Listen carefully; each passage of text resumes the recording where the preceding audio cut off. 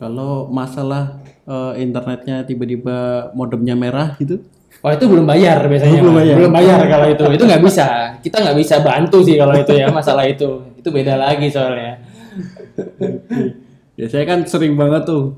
Wah, internet rumahku lagi gangguan. Mhm. Itu harus dicek dulu itu Mas. Udah bayar belum?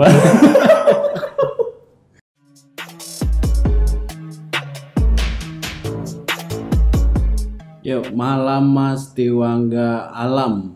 Selamat malam Mas Ragil. Oke, terima kasih nih udah mau nyempetin waktunya datang ke sini nih. Siap. Sama-sama Mas. Ini gimana kabarnya nih? Alhamdulillah baik Mas. Masih ramai kerjaan? Rame Mas. Alhamdulillah naik terus nih kerjaan. Terus masih ini nggak dipanggil manggung nyanyiin Mbah Dukun? Nyanyi sih udah berkurang sih sekarang Mas. Sekarang kegiatan lebih ke produser aja sih Mas. Oke. Oke. Ini kan mungkin banyak penonton kita neters ini yang belum kenal nih dengan Mas Dewangga Alam. Mungkin bisa dikenalkan diri dulu, nama lengkap, kerja di mana dan sebagainya. Silahkan monggo Mas. Siap. Selamat malam teman-teman netizen. Nama saya Dewangga. Saya sekarang kesibukannya bekerja di salah satu e-commerce di Indonesia yang warna merah. Kebetulan saya dipercaya juga di salah satu organisasi internet di Indonesia juga untuk membuat salah satu program gitu ya, program kerja dalam jangka waktu 3 tahun, mulai dari 2018 sampai dengan 2021. Nah, nanti program kerjanya apa aja, terus kemudian apa saja yang kita bikin gitu ya, nanti akan kita jelaskan di podcast hari ini. Oke, Gitu. menarik nih. Oke, untuk pertama-tama ini tadi menjelaskan kerja di organisasi internet. Itu nama organisasinya apa, Mas? Ya, kebetulan nama organisasi internet di Indonesia itu cuma satu ya, setahu saya ya. Namanya APJI gitu ya, APJI dan IDNIC. Jadi APJI itu kepanjangannya Asosiasi Penyelenggara Jasa Internet Indonesia. Oke. Nah, saya ada di bagian IDNIC-nya. Jadi IDNIC itu Indonesian Network Information Center. Jadi mungkin teman-teman yang bekerja di bidang ISP gitu ya, itu sudah familiar, dan IDNIC ini juga satu-satunya di Indonesia yang mengalokasikan IP address gitu ya, pengalamatan nomor protokol internet gitu. Jadi teman-teman yang butuh butuh IP address gitu ya, butuh pengalokasian AS number dan lain-lain, bisa menghubungi IDNIC untuk informasi lebih lanjut gitu kira-kira Mas lagi. Kalau IDNIC ini udah berdiri seberapa lama sih, Mas? Kalau IDNIC ini sebenarnya untuk bidangnya sendiri gitu ya, mengurusi IP di Indonesia gitu ya. Jadi NIR namanya. Jadi ada sebutan baru di Indonesia, NIR, yaitu National Internet Registry, itu sejak 2018 Mas. Jadi IDNIC itu sekarang langsung di bawah EPNIC untuk mengurusi pengalokasian nomor protokol internet di Indonesia. Kalau dulu kan pengalokasian nomor protokol internet itu kan dari APJI ya. Jadi APJI yang langsung direct ke EPNIC. Nah, sekarang untuk teknis tersebut itu sudah dipindahkan ke IDNIC sejak 2018 gitu kira-kira. Berarti semua alamat IP yang terdaftar di Indonesia itu yang ngurus IDNIC Betul, semua. betul. Jadi teman-teman netizen gitu ya yang membutuhkan IP address, membutuhkan ASN, itu bisa menghubungi IDNIC. Jadi lebih cepat, nggak perlu ke luar Indonesia gitu. Kita udah punya gitu di sekarang itu. Gitu. Prosedurnya juga lebih singkat. Lebih singkat, lebih cepat gitu ya. Prosesnya sih kurang lebih 3 sampai 7 hari itu sudah keluar IP address dan ASN. Jadi nggak cepat sekali. Jadi kalau dulu itu bisa berbulan-bulan gitu ya, bahkan kita nggak tahu progresnya sampai mana. Sekarang semuanya bisa di track online gitu ya. Jadi progresnya saya sekarang nyampe mana gitu ya. Terus kemudian kendalanya di mana, itu semua bisa di tracking gitu. Menarik sih Mas, tapi bahasan kita malam ini bukan tentang IP address dan kawan-kawannya. Ini kayaknya kemarin ada berita menarik nih, materi atau sebuah software ya, atau solusi software yang diperkenalkan oleh IDNIC itu apa aja sih Mas? Jadi di IDNIC itu dalam setahun terakhir gitu ya, setahun 2 tahun terakhir kita sudah membuat beberapa aplikasi gitu ya yang memudahkan pengguna internet, terutama anggota IDNIC untuk lebih gampang mengelola resource-nya gitu kan. Jadi resource itu terdiri dari IP address, kemudian alamat autonomous system number-nya ASN dan beberapa komponen-komponen lain itu. Nah, salah satunya yang paling terbaru kemarin itu kita punya Kadabra gitu ya. Apa sih sebenarnya Kadabra itu gitu kan? Nah, Kadabra itu kita ciptakan itu untuk membantu teman-teman engineer pada dasarnya itu untuk melakukan analisa routing gitu kan. Jadi yang sering terjadi di Indonesia itu gitu kan, itu seringnya itu misconfiguration. Jadi sering ada gangguan internet, kemudian sering ada gangguan ini itu gitu. Itu sebenarnya simple gitu loh. Orang itu kelupaan, orang itu oh ternyata nggak kayak gini ya gitu. Nah, daripada kita sering melakukan trial error, kemudian lebih baik minta maaf daripada minta izin gitu kan. Nah, kita bikinkan tools supaya saat mereka melakukan konfigurasi itu bisa dicek, kemudian bisa di-track insidennya dari mana, kemudian bisa disimpan bahwa itu siapa yang menyebabkan insiden tersebut gitu dan seterusnya. Nah, akhirnya terbitlah Kadabra itu sendiri. Begitu kira-kira Mas Ragil. Oke. Gambaran kasarnya kulitnya lah ya, kulitnya Kadabra itu kenapa sih kita bentuk seperti itu gitu. Nah, terus kemudian dari problem tersebut kita bisa mengembangkan lagi gitu ya, bahwa Kadabra ini bisa dikembangkan lagi karena kita sudah mendapatkan data internet di Indonesia. Akhirnya kita bisa berkembang nih, data ini bisa kita olah gitu kan. Kita bisa membuat tren statistik berapa sih IP di Indonesia saat ini gitu, berapa sih IP yang baru gitu ya, IP versi 6 di Indonesia yang sudah dipakai, kemudian yang lebih baru lagi berapa sih perkembangan deployment atau pengembangan RPKI gitu ya, Resource Public Key Infrastructure di Indonesia. Nah, itu bisa dimonitor oleh Kadabra. Jadi saat orang luar itu melihat bahwa berapa sih Indonesia itu perkembangannya itu real time gitu. Jadi bisa di-track dari situ. Gitu sih kira-kira gambaran awalnya Kadabra. Berarti secara singkat Kadabra ini memiliki fungsi yang pertama kayak untuk memonitor konfigurasi dari masing-masing pemilik ASN tadi. Betul. Kemudian ada juga untuk statistik ya, itu yang paling penting karena semua sekarang bicaranya tentang data. Betul gitu. Jadi kenapa kita bikinnya ya karena gara-gara saat ada insiden itu kita nggak bisa cari tahu gitu ya, sumber masalahnya itu di mana sih. Nah, dengan Kadabra itu kita bisa merecord insiden yang terjadi itu kapan, pelakunya siapa, dan karena apa gitu. Itu kita bisa record dan kita bisa jadikan ternyata gara-gara ini gitu. Sebenarnya bukan kita blaming ya, tapi untuk membantu teman-teman engineer itu mengkoreksi, oh iya seperti ini, oh iya seperti itu. Itu aja sih sebenarnya. Jadi bukan kita membuat sesuatu itu untuk memblame seseorang, enggak sih sebenarnya gitu. Berarti lognya itu laporannya lengkap ya? Yes, betul. Mulai dari siapa, kapan dan kenapa gitu ya. Betul, kira-kira seperti itu.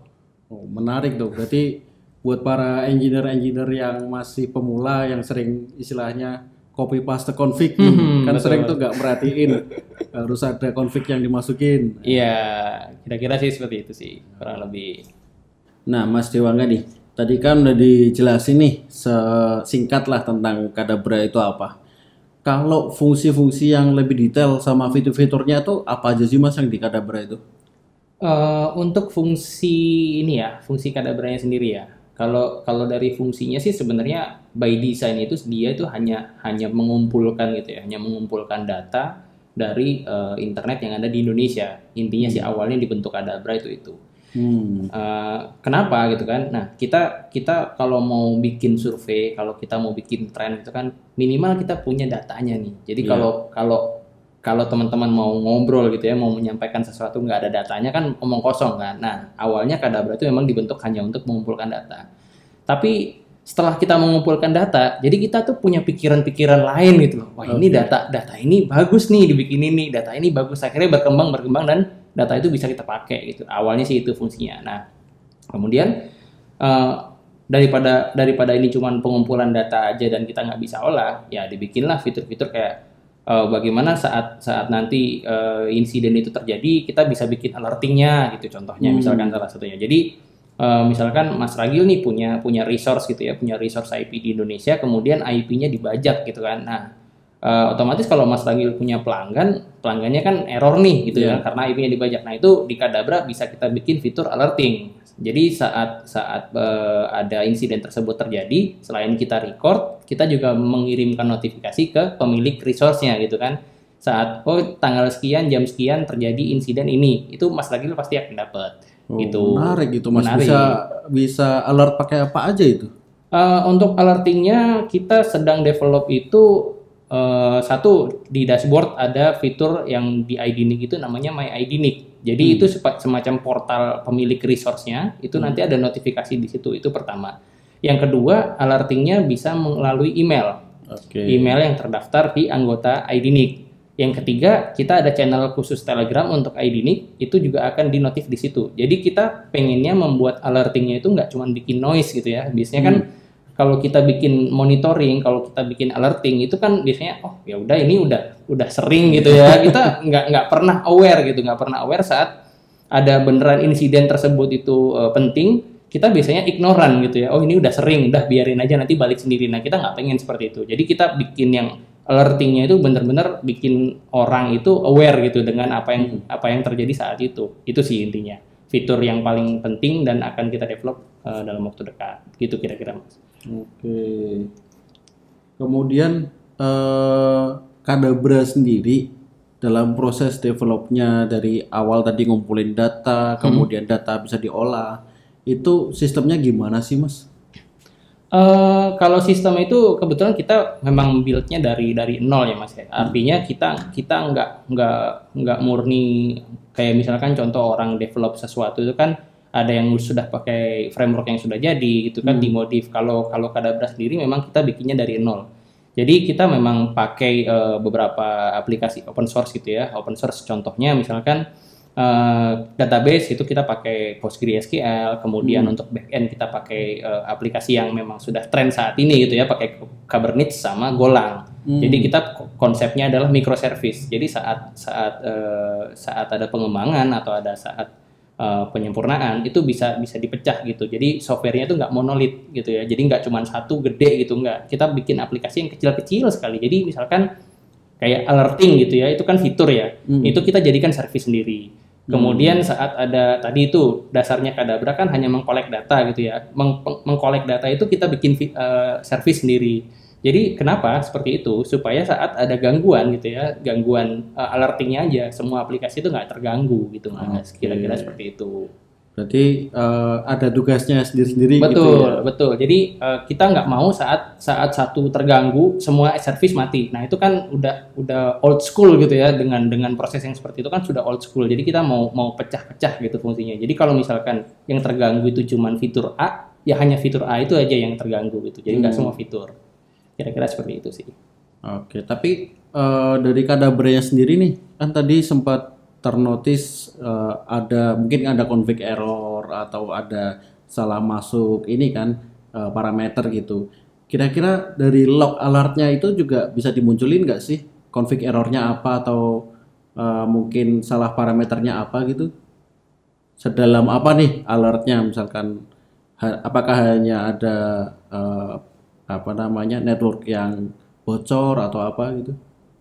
Jadi sebenarnya kalau untuk identifikasi config error gitu ya, itu sebenarnya nggak possible satu. Karena kalau sampai kita tahu konfigurasi mana yang error, itu kemungkinan kita bisa baca routernya orang kan, dan itu privacy nggak mungkin. Tapi secara sudut pandang internet itu kita possible gitu ya, memungkinkan untuk dapat ternyata ini errornya di sini di segmen yang ini gitu. Itu possible. Tapi nggak sampai kita mengeluarkan bahwa config ini yang error gitu nggak bisa kalau Kadabra itu gitu. Jadi kalau itu bisa jadi privacy sih, masalah privacy karena kita bisa baca ranahnya bukan ranahnya Kadabra gitu kan, milik orang lain. Itu sih kira-kira Mas. Oke, dengan dibuatnya Kadabra ini kan ya, berarti kan ada target pengguna yang mungkin memang ini loh Kadabra itu buat kalian atau buat perusahaan Anda gitu. Kira-kira ada nggak sih target penggunanya gitu? Kalau untuk target pengguna sih sebenarnya paling gampang itu adalah pengguna internet di Indonesia awalnya gitu ya. Karena semua pengguna internet itu bisa melihat saat contohnya gitu ya, ada gangguan di salah satu provider gitu. Nah, kita bisa dengan adanya podcast ini sebenarnya kita juga bisa mengedukasi gitu ya teman-teman yang pengen tahu sebenarnya gangguan ini disebabkan oleh apa gitu. Itu bisa dilihat dengan simple dengan Kadabra gitu. Jadi gangguannya itu masalah apa sih gitu. Dengan saat ini kok nggak connect, ini ada gangguan di mana, itu bisa dicek. Karena kita yang tadi itu kita bisa merecord semua insiden yang terjadi di jaringan gitu ya. Jadi kita bisa melihat BGP insiden, mungkin apa itu BGP dan lain-lain bisa dicari ya gitu ya. Ada BGP insiden, kemudian prefix hijacking dan lain-lain itu bisa dicek di Kadabra gitu sih kurang lebih Mas. Kalau masalah internetnya tiba-tiba modemnya merah gitu? Oh itu belum bayar biasanya. Belum bayar kalau itu nggak bisa. Kita nggak bisa bantu sih kalau itu ya masalah itu beda lagi soalnya. Ya saya kan sering banget tuh. Wah internet rumahku lagi gangguan. Itu harus dicek dulu itu Mas. Udah bayar belum?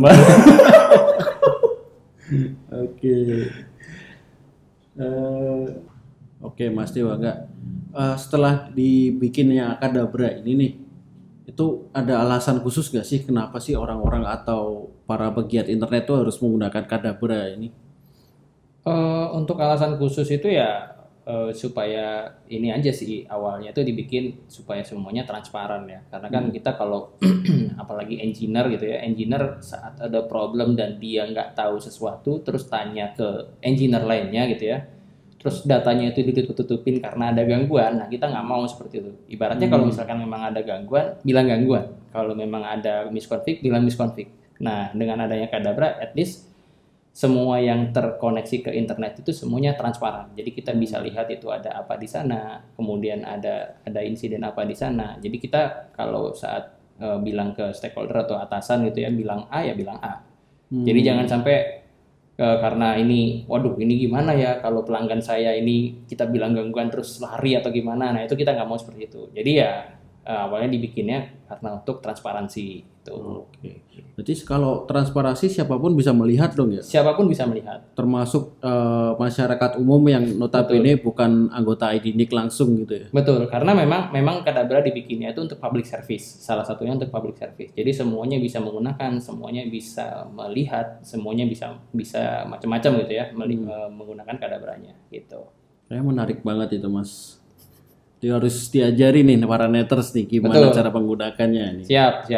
Kalau butuh sesuatu untuk training gitu ya, training atau